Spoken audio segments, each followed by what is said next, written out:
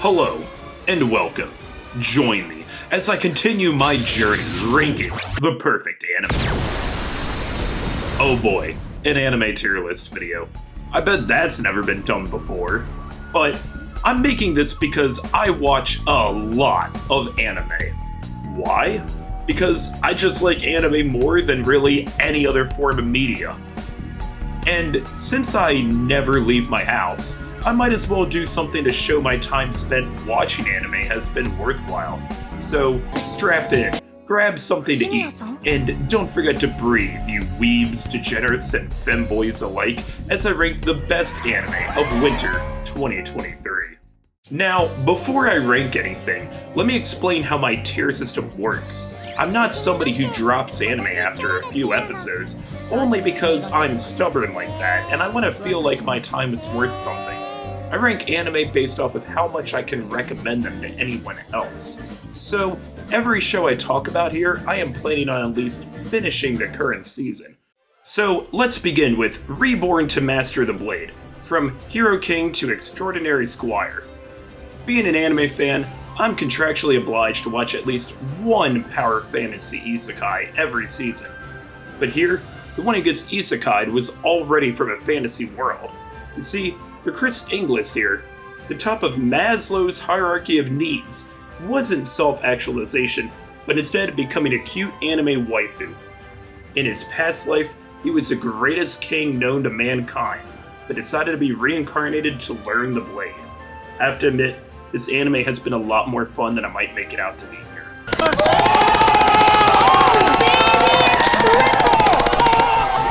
No one has ever done that! No one has ever done that!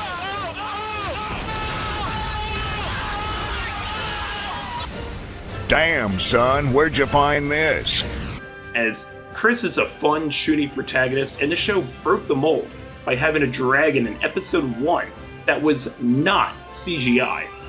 Just for that, I feel like the show should rise a few ranks, but I do think they mostly ran out of animation budget early on. Still a lot of fun. B tier. Unlike My Life as Inukai-San's dog, an anime where this guy suddenly becomes a dog as he's picked up and adopted by his high school crush who wants to do various things with him, even though he's a dog. Various blasphemous things. I can't show much at all, otherwise this video will be nuked. But the more I watch this anime, the more I can feel myself slipping away from God's light. This goes to D tier, for dog. Don't toy with me, Miss Nagatoro Season 2 is a lot more of what we already got in Season 1. If you're a fan of it back then, well, you're probably already watching Season 2. The teasing rom-com continues featuring Senpai, a man with no spine, and Nagatoro, a woman with no bone structure. I admit, I still think that Nagatoro can go a bit overboard with her antics towards Senpai, but it has been a lot more enjoyable for me than Season 1 was overall. There's a lot of good romance anime out this season, and I don't think Nagatoro really does enough to rise above being in B tier. But, like I mentioned, if you're already a fan of Season 1, you're going to really enjoy this season. Speaking of other romance anime, there's Endo and Kobayashi Live, the latest on Tsundere Princess Lizelate. We have not one, but 3 main pairings here, with the titular couple being classmates and in the same broadcasting club, until one day they play this visual novel together and realize that the characters in the game can hear what they say. Otome villainous anime has been on the rise lately, and it's not stopping anytime soon. But I feel that Endo and Kobayashi is a really fun ride with some great characters, that it has enough charm to stand on its own.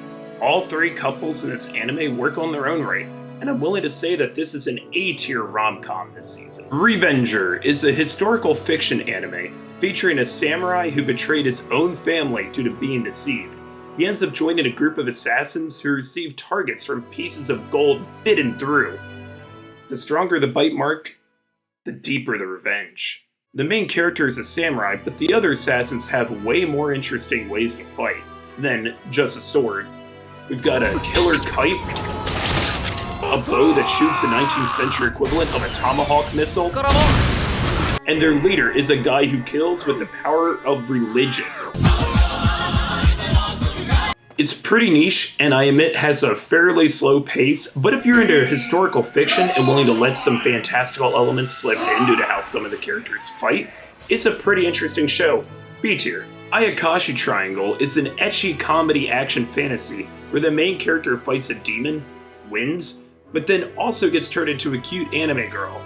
I'll admit, I wasn't planning on continuing this anime because every version you can find is heavily censored.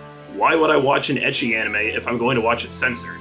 However, it looks like I don't have much of a choice anyway, because this anime has been delayed.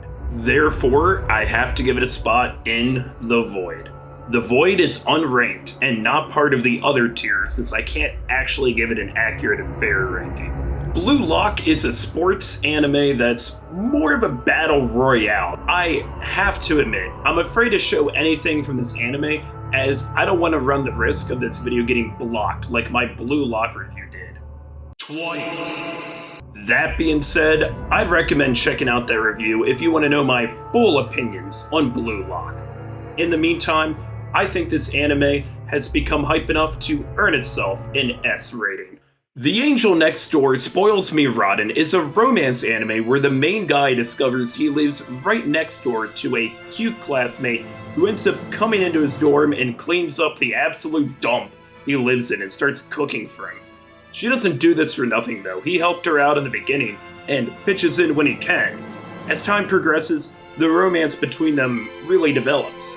I haven't studied geometry, but I think I know the difference between a cute angle and a cute angel.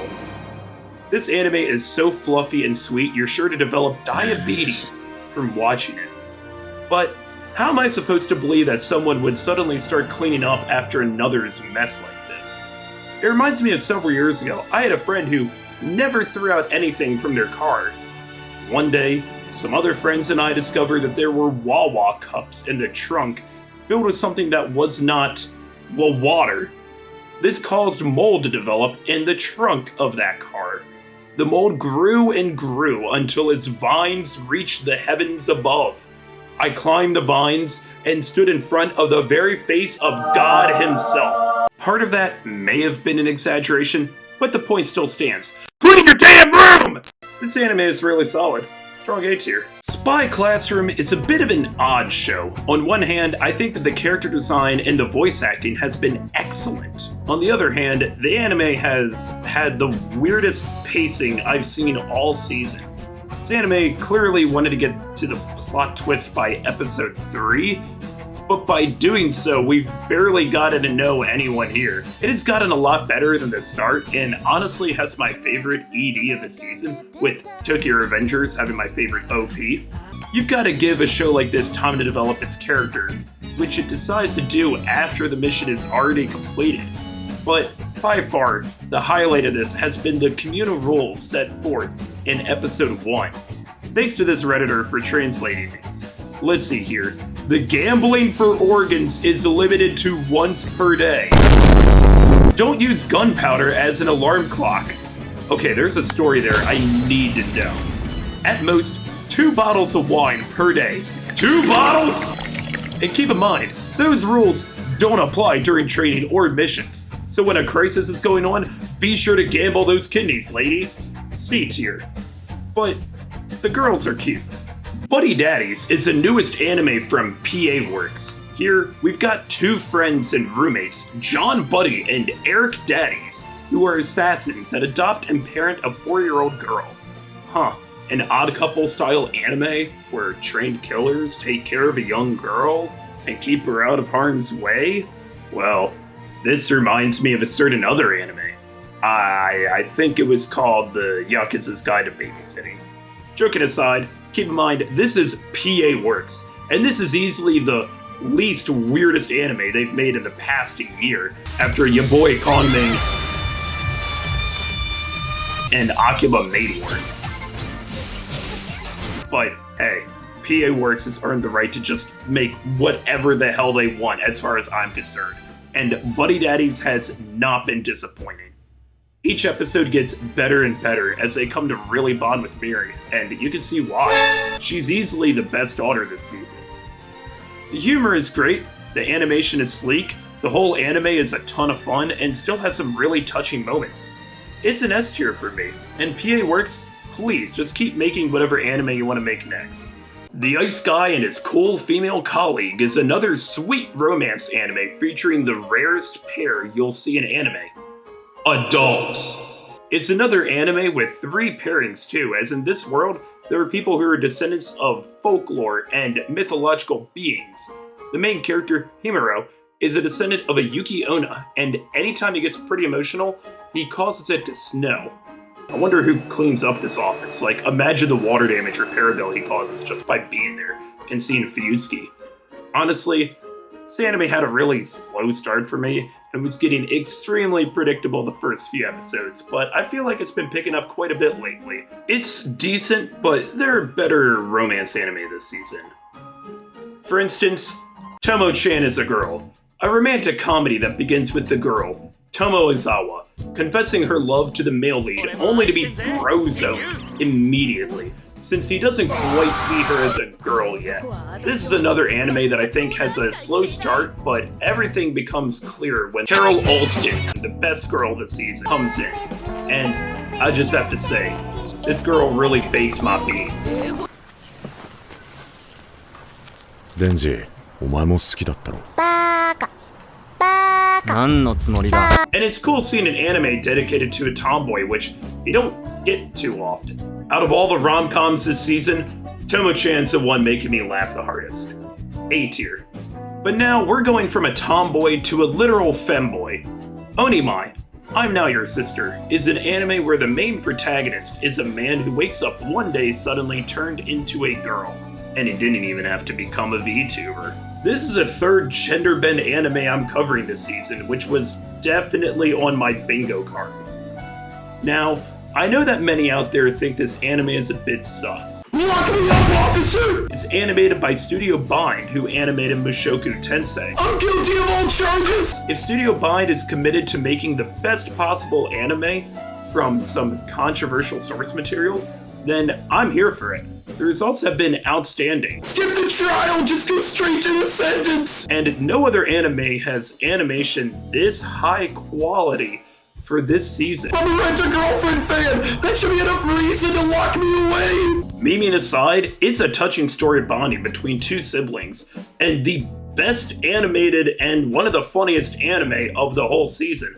I'm daring enough to put this in S tier, where it rightfully belongs, and it just makes me that much more hyped for Mushoku Tensei Season 2. High Card gets a low score. Actually, this is the most slept on anime this season. In fact, I have more that I want to say, so my next video will be a review on High Card. Stay tuned for that one. As for now, it easily ranks in A tier. The Iceblade Sorcerer Shall Rule the World would normally be the most generic power fantasy of the season, but hear me out, it's not an isekai. This anime was made by Studio Cloud Hearts, famous for their work on The Iceblade Sorcerer Shall Rule the World, so I can't fault them for having no budget for this series. And hey, if this is your first anime, then there are way worse anime to start out with. They've made more anime than I have, so I can't criticize them there. And for what it's worth, I've been having way too much fun with this series. The protag, Ray White, is just walking around school being the giggest of chads, and casually adding every girl, and most likely every guy, in his path to his harem. If you can forgive the limited animation and generic setting, then this one's actually a lot of fun to watch, and I can recommend it that way. However, I have to be a bit objective and put it in C tier due to the studio's limitations. But hey, it's a lot of fun to watch.